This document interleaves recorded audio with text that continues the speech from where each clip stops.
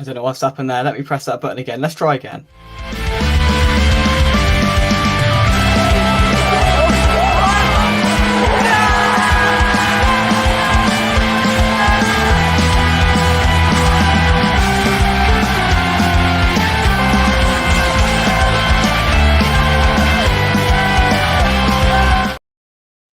What an international break it's been. Soufal's been out on the lash. Souček has had a gash to his head. Antonio's mashed his hamstring. Kuda's bashed his back. And West Ham won't splash the cash in January. Lash, gash, mashed, bashed, splash, cash. 6 words that I didn't think I'd use to describe what's happened in this international break. Mike, I'm quite proud of myself. How are you?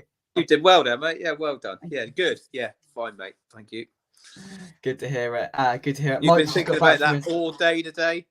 Yeah. To be fair, you know, I sort of went, yeah, Soufal on the lash, I can do to it. But it wasn't until solidly about 3.5 minutes ago I started to write that down. But yeah, how are you, mate? You okay? Yeah, good. Thanks, mate. Good stuff. Right. Well, we'll do it in the order that I wrote it down in. That might not be chronological order. But we'll start with the most amusing of all, and then we'll get on to things. I missed Bowen out of that. I've just realised I've missed Bowen. The most key one I've missed out. Forget about it. Right, we'll start with the amusing story of the international break. Vladimir Soufal broke Czech Republic disciplinary rules by going out on the lash, as I said a couple of minutes ago, by going out with a couple of his teammates to a nightclub two nights before their final Euro qualifier game, which broke some rules, and therefore, consequently, he got kicked out of the squad. He has now released a statement saying that it's one of the most stupid things he's ever done in his life, and he feels let down, and he's let down his teammates, his family, and himself. To be honest with you, Mike, it made me laugh more than anything else. Yeah, I mean, yeah, at least he couldn't get injured while he was... well, he shouldn't have got injured while he was in the pub and then flying home, should he? So, yeah, it was one less chance of someone getting injured. I mean... I think one of his guys he was with was staggering around in the street. I don't think he was that bad, you know. He's obviously made a mistake, you know, that he's going to regret it. But hey, I can't see him going out and getting totally hammered, you know. I just think he's just gone out with a few of the lads, had a couple of drinks, and yeah, it was a mistake. But there, Yeah, it was. It was. I still can't stop laughing about it. Good evening to everybody. Thank you very much indeed for joining us. Lawrence, I hope you are well. Sean, hope you're well, mate. He says, I would happily swap the amount of missing / and level of important missing players. You're starting to sound like an Arsenal fan, Sean. Stop moaning about your injuries. You just got to get on with it. just get on with it, mate. Just get on with it. We've been there, haven't we? I remember when we played Tottenham a couple of years ago was it in the League Cup? When we had the whole defense missing, you know. Yeah. It happens, doesn't it? It does. It does. So yeah, just to round up that one, Soufal's had a moment of madness. To be fair, it's a player that I wouldn't expect. I didn't think he'd have the balls to go and do that, to be honest with you. But he's gone.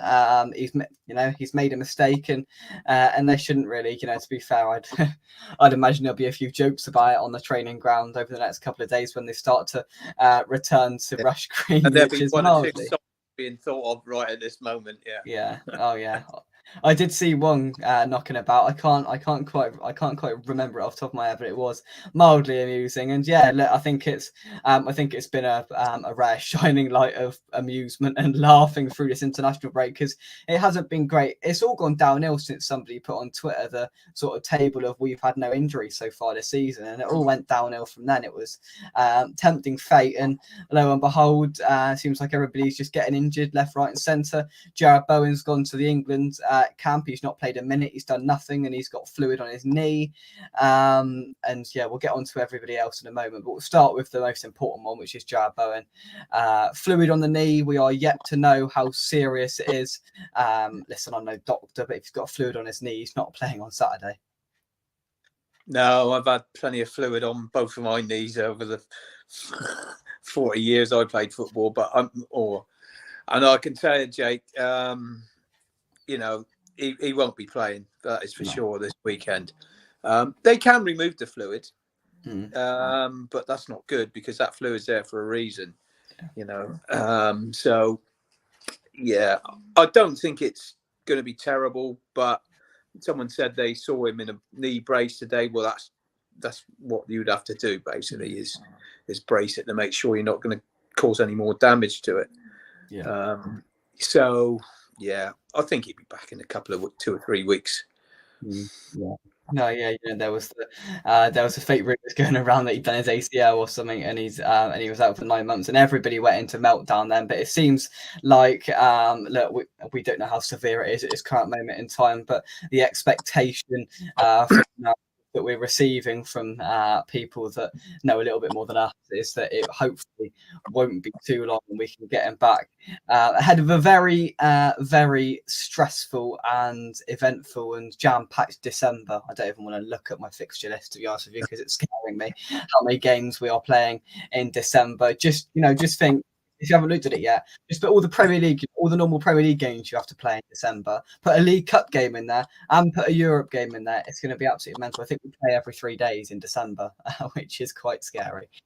So these injuries could do with sharpening up and being swiftly removed. The next one is Mikel Antonio.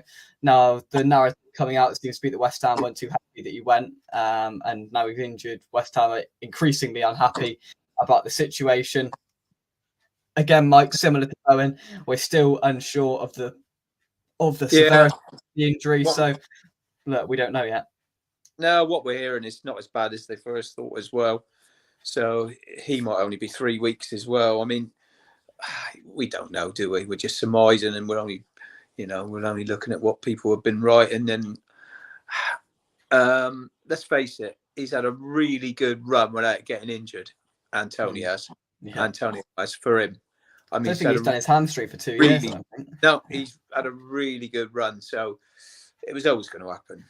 Yeah, sometime or another. But no matter game we're playing, we're a bit of a victim of our own success, really, aren't we?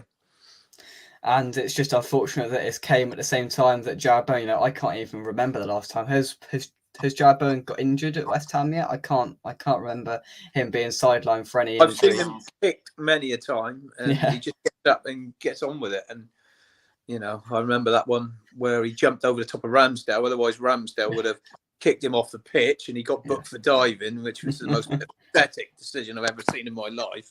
But he doesn't. He doesn't get injuries, does he? Normally, no.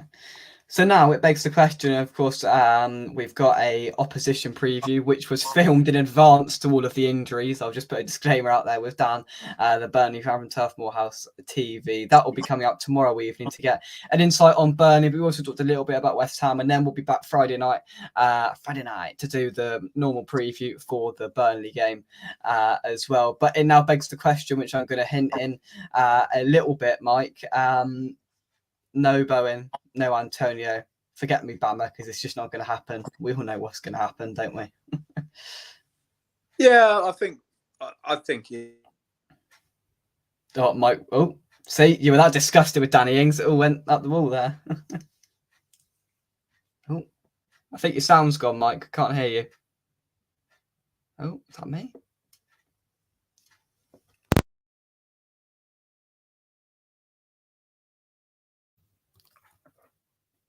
I don't think I can hear you, Mike. Can you hear me? No sound. I can't hear you. I'll tell you what I'll do. Oh, try again. I don't know, Mike. I'm going to kick you out and then come back in because I've got no idea what's happened there. Right. I thought it was me. Let's take these off so I can hear what I'm saying myself. Yeah. Look. It's going to be Danny Ings. We're going to talk about it more in a couple of days' time. I can see my Wi-Fi is not very good, so apologies if it's all a bit blurry. There's not a lot I can do about it, to be honest with you. Let's take some of your comments. Lawrence, thank you very much indeed for joining us. He says, getting ready for our holiday. Lovely. Going to smoke a turkey. Well, enjoy that. Right, let's see if he's returned. There we go. That better? Yeah. There we go. Someone was ringing me, and then it just... Oh, right, I see, yeah. I thought it was a disgust of talking about Danny Ings, to be honest, but you far away. Yeah, close to that as well. Exactly. Right. Just before we move on, Sean says important point: record number of injuries in the Premier League for this time of the season. Highly likely players paying the price for long VAR delays and getting cold, and the extended match lengths. Yeah, I think there's. Yeah, I think there's two elements to that. There's that element that Sean mentions, but I also think that the lack of rotation that the Premier League teams have been doing so far this season. I mean, most sides have been relatively comfortably sticking with their same side. I think there is an element of that and the delays and all the rest of it. But I also think a lot of these players are playing too much football, and I think we are vulnerable to go into that category as well, Mike. Yeah, I mean, we're still, fighting on all four fronts, and I don't think it's not a great idea, to be totally honest. I'd just like to see us do well. I'd like to see us pick up and stay at least halfway up the league, but I'd like us to say, right, one of these competitions, really go for it. And I honestly think that maybe the League Cup or the FA Cup should be the ones we go for. I think Europa League's going to be tough this year with the teams that are going to be in it and the teams that are going to drop down from the Champions League, which I don't agree in. If you don't, you shouldn't be compensated with a place in another cup if you get knocked out of one. I'd say the same if we got knocked out of this. I wouldn't want to go in the conference. I just think it's wrong. But I think we should concentrate on trying to keep ourselves up around, 8th or 9th in the league, have a chance of still getting Europe with an 8th probably this year, with the way things are going to probably turn out. So I would be happy with that. And then, have a crack at maybe the FA Cup or the League Cup. Yeah, listen, that's what I'd expect. The sort of list of what Moyes is prioritising massively, because we've got one game of Europe now until whenever the knockout stages start. Of course, if we get through, that is, we've got one important game there. I think he'll prioritise the League Cup over that one game, if I'm honest, because as far as I'm aware, mathematically, we can't be completely knocked out of Europe. We will play some form of knockout European football in 2024. So I think the priority, if I was Moyes, and I think his priority will be putting out the best team and giving us the best chance of nicking it up at Anfield just before Christmas. And then, of course, it goes without saying the priority of the Premier League goes alongside it, and then the second weekend in January the FA Cup comes back. So really, Mike, we could be for the first time in a while fighting on 5 fronts at one point, because I think the season we were in the Europa League, where we got quite far, we got knocked out by Spurs in the League Cup just before Christmas. So at this stage, we're playing Liverpool. We were knocked out a couple of years ago. So if we can get past Liverpool, then all of a sudden we're going to be fighting on 5 fronts, and it's going to make the January transfer window even more influential and more important. We'll come on to it a little bit later, but it seems like at the moment, due to the financial fair play rules, whether it's just Sullivan doesn't want to spend any money or he doesn't want to get himself into some trouble with FFP, who we are slightly teetering over the edge of at the moment, we don't want to be faced with 10-point deductions, that's for sure. So I think that might steer Sullivan well clear of spending too much money in January as well. Yeah. I mean, that FFP thing of, everyone's going to have to be looking over their shoulder at that now. They're going to have to be careful, because once they've done this to Everton, I mean, that's it. They've opened the door, haven't they? I mean, everyone now has got to be, tighten their belt and be a bit sensible about it. I can't see us bringing anyone in January unless we offload probably 2 or 3 players. Most I can see is Steiden going out and getting a striker, which we've already had a couple of rumours about, a striker no one's ever heard of, and somebody that he believes can work. That's the only thing I can see happening in January. Yeah, me the same. That'd be about it. I don't think he's going to offload too many either, although because the strength in the squad won't be there. So, I mean, people could probably say, oh, what, Fornells ain't getting in the team, Ings ain't doing anything, let's get rid of them. But do you know what I mean? You're weakening the squad. You're weakening the squad if you can't bring in suitable replacements. So I can't see much happening in January, to be honest, Jake. No. And we've done it one too many times where we've gone into a January transfer window and we've came out of it worse than we did going into it. And, we just can't afford to do that in the situation we're in, because if we start going down that slide of fatigue and all the rest of it, and these players are going to continually have to play every 3 days. If we keep winning football matches, that is, we're going to have to keep playing more games than the Spurs or the whoever else. I'm not saying we're going to be up there with Spurs, but these sides and Chelsea, I mean, they could be around coming into the season. We could be around a similar spot to Chelsea, but they're not in any European competition. Are they still in the cup? I think so. But apart from that, that's all they've got. They've got no Europe. So look, said that all along, though, Jake. I thought this year that teams like Chelsea and Spurs with no European football. Especially like Tottenham, they got knocked straight out of the League Cup, didn't they? I mean, they stand a good chance of getting in that top four. I think they've got a good chance, And I thought Chelsea did as well, to be totally honest. They are improving now. And Fury's still out there after those last 2 games. Well, one game, because I thought they were appalling at Spurs. So I can see both of them fighting for top 4 place, to be honest. Even in front of teams like maybe Newcastle, but because Newcastle, trying to play in the Champions League, it's been tough for them. But they're probably dropped down in the Europa League. They might find it tough. Yeah. Sean makes a valid point about Europe. He says, flies annoy me. Sean says Europa could waste. You could waste 8 games going quite strong just to get knocked out versus a Champions League reject side. That's why that game is still important, because if we win, then we finish top. Then we don't play a Champions League. Yeah.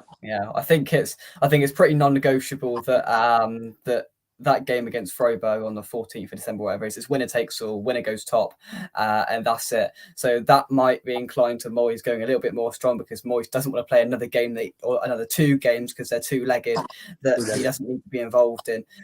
So I think he may prioritise that as well. I mean, I suppose he's going to have to prioritise everything in that sense. But if we can avoid that Champions League playoff rounds, that would be just so much better, because, again, it's just another thing to add to the in-tray. That is for sure. Sean says Ings at 15 million was a snip. It hasn't worked out at all, but it can't be all his fault. Better in a front 2 for starters at a club where they don't play like that. The issue with Ings is he's gone up front, and I know it's difficult for a striker to play under this system. We all understand that, but he's played a couple of games in a 2, or he's chucked Antonio or Bowen or Kudus up there with him, and he's just been equally as crap. I've got no faith in him whatsoever, which is sad, Mike. It is. And a bloke with that much experience and a great record in scoring goals, it's been disappointing for us. It really has. He's used to playing with a 2, and that's not going to happen at West Ham. So why did we sign him? Full stop. Exactly. But honestly, I could see him playing against Burnley, and that's the sort of team that he could score a goal against on Saturday. I really do think. Yeah, you know what players are like when they go back to their former club. The amount of times they score, and let's face it, he's due a goal. You can say that again. That is for sure. James, thank you very much indeed for joining us. I hope you are well. Kudus' injury scare was short-lived, it seemed. I mean, he didn't train fully the day before yesterday, but he did come on in replacement of former Hammer Andre Ayew for the second half of Ghana's 1-0 defeat against somebody, and I can't remember who it was. I'm going to tell you. Ghana's 1-0 defeat to Comoros, whoever they are. Is that a country? Yeah, Mike knows. I don't. I mean, he must have had a bit of an injury, otherwise he's starting in front of Andre Ayew, and every time. So, wouldn't you? I think so. But and as to be fair, as come out, Sean Westone has put actually that Kudus has been suffering from a bit of a back problem for a couple of weeks now. It turns out Kudus has been having a bad back for a few weeks now. The club weren't keen on him going on international duty, as long flights can make things worse. Kudus didn't train yesterday due to a back pain while running. West Ham were hoping he would be rested, but former Hammer Chris Hughton, did Chris Hughton play for West Ham? Yeah. Did not know Played that. for West Ham for a while. Yeah. For Mohammed Chris Houghton, put him on in the second half. The West Ham medical staff will assess him after his flight home. So I think all of the injury concerns are all at a similar stage. And yes, we know a little bit more, and there's a bit more severity about the Bowen and Antonio ones. That is for sure. But we don't really have a conclusive answer to any of them until we get them back. I mean, the medical room has been quiet, absent, shut, lights off all year so far, all season, because we've had no injuries. But it's going to be roaring again in the next couple of days when all these players come back. And until that happens, we don't really have any conclusive knowledge to know who's gonna play, who's fit, who's not. And I think with a player like Bowen and a player like Kudus, if he's 80% of the way there, Moyes will start him. Yeah, if they're almost there, it probably will. Or it might put Kudus on the bench. You know, that's a bit the sort of thing he might do. Yeah, for sure. To be fair, though, I mean, there's so many games coming up, Jay. Yeah, I just wouldn't risk them at all. You know, Burnley away. You know, it's a bit of a banana skin. I know they've not won all season, but it is a game that if we're going to be missing a few players, we might get away with. You know, even going out there and getting a draw or something like that, which wouldn't be the end of the world without front three, with a front three missing. Yeah. Lawrence says, how about bringing Solanke in? I wanted him over the summer. To be fair, his goal stats aren't fantastic. And in the market, and especially in January, he's a key player for Bournemouth, and they aren't going to let him go for 20 or 30 million. So, no, I mean, you know. I do like him, Lawrence. I agree with you. What I've seen, he does fit more West Ham than an Ings type player. But Bournemouth ain't going to let him go. I mean, they're desperate to stay up. And I think he's key to them staying up, scoring a few goals. You know, he's not just a few, but he's not going to be prolific. No, not in my. I think he's similar to Antonio, whereas we never really talk about how many goals Antonio scores because of the work he used to. Some will say do off the ball and the presence that he presents himself as in the side. And I think that's probably similar to Solanke. He doesn't score a bundle of goals, but he could be a player similar to Antonio. Is he going to come in January? Are Bournemouth going to let him go for anywhere in our budget? I would guess 99% no. But never say no. You never know. Yeah, no. You know, he's the sort of player I'd like to look at. Yeah, for sure. And the last bit of news was, we mentioned it about FFP and obviously the Everton situation. It looks like they could be in even more trouble, which of course begs the question about Man City and Chelsea and all the rest of it. But clubs are going to have to be a little bit more careful in this January window because it's clear now that there's beading eyes looking over every club and what they're doing. And I think Sullivan will take that and shut up shop and go, well, I ain't risking no points deduction here, and very minimal money will be spent, in my opinion. And I think that could result in a hole in the Premier League, is it being a relatively quiet transfer window on top of the inflated prices that everybody's going to want for players. I can't see too much getting done, Mike, to be honest. No, I'd like to say January is renowned for inflated prices for players. Yeah. If teams are struggling down the bottom, especially, they need a striker, they need a defender or whatever. You know, they know they're going to pay probably 10 million more than they should be paying. But I think now all these teams are, especially around the middle and down towards the bottom, are going to have to be careful now on their spending. They really are, because they can't afford to be, stuck in the same boat and end up losing 10 points. Yeah. To be fair, I mean, Man City and Chelsea must be a little bit worried as well now after this. They'll be done in Wincanton's League in 3 years' time if they're gonna, propose the same sort of. I mean, one law they broke, one claim, Everton, and it was 10 points. I mean, all of Man City's claims might not have the severity of the Everton one, but if we're going to take it into context, they will be going down a lot of leagues, and God forbid if Luton spends some money and they get into some trouble, they could end up on minus points at the end of the season if they get a points deduction. I don't think Luton, crazy. That they can't do anything, can they? Really, no. They are wrapped, full stop. Yeah. Teams like Luton, Burnley, and Sheffield United. I said at the start of the season, I'd be surprised if any of them get more than 26 to 28 points. Any of them. Yeah, I agree. I agree. So yeah, that pretty much rounds things off. Of course, we've got Burnley on Saturday. A few people were a lot more apprehensive about it after the injury concerns that faced David Moyes' side ahead of, as you said earlier, Mike, a banana skin. They haven't won at home all season yet, and we are edging ever closer to December. Mike's nearly putting his Christmas decorations up, and Burnley still haven't won a game at home. Rock up West Ham United, and we all know what's going to happen. But let's hope that they can prove us wrong. Let's hope that we can see a bit of quality from a couple of players that might have to come in that aren't regular starters because of the injuries that may arise. But we'll see. We'll see what happens. So yeah, Suchat's got a gash to his head. Hopefully he's okay and no concussion protocols prevent him from starting the game. Hopefully Soufal's got over his hangover. Antonio, I think he's going to be out. I think Bowen's going to be out. Hopefully Kudus has recovered from his bad back. Get him in first class. Get him on the massage chair, similar to Amsterdam, Mike. And it'll all be ready to go. Mike, any final thoughts? No, mate. I'm just hoping it's not as bad as what everyone was saying to start with, and they'll be back in a couple of weeks. Bowen will be back in a couple of weeks. Antonio maybe 3 or 4 weeks, but we'd have to live with that.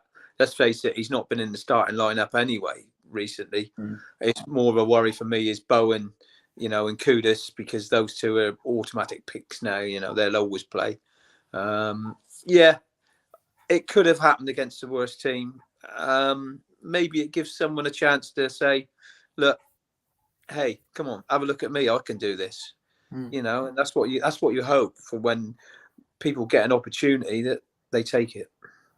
Absolutely. That's what it is all about. Thank you very much indeed, everybody, for watching in the chat. Drop a like on the video and subscribe to West Ham Official if you're new. My opposition preview is uploading as we speak, so that'll be ready to view tomorrow evening around 7:30. I'll put that out. That is with Dan, the Burnley fan, getting an insight into the Claret Sam, what is going on at Turf. More than Friday will be a match preview for this game where we talk all things West Ham as well. So join us for then. Hit that notification bell to be notified whenever we do put new content onto the channel. Mike, I went to McDonald's earlier. I tried a couple of the new festive items. I tried the Galaxy chocolate pie. That did look nice. I did like a look at that, Jake. So I might have to have a little look at that one. Questionable. It's just a weird texture, and it is.